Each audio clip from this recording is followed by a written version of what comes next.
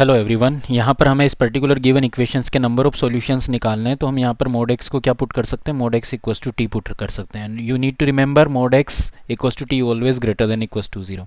आपको यहाँ पे ध्यान रखना है कि मोड एक्स हमेशा पॉजिटिव वैल्यूज़ के लिए ही डिफाइंड होता है।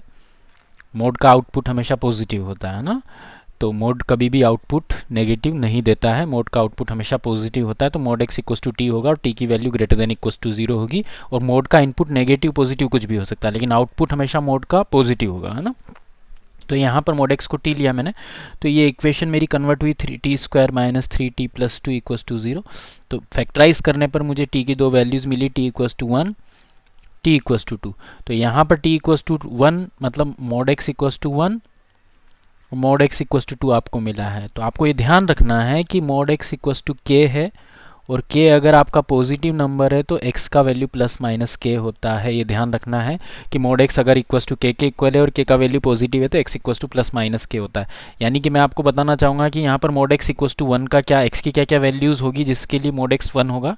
x आपका प्लस वन भी हो सकता है, उसका मोड भी वन होगा, और x माइनस वन भी हो सकता है जिसका मोड भी वन होगा।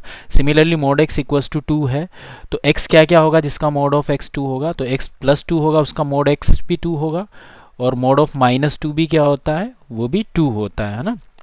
मैंने आपको बताया कि मोड का इनपुट पॉजिटिव नेगेटिव कोई भी वैल्यू हो सकती है, जबकि मोड का आउटपुट पॉजिटिव ही होगा, ठीक है।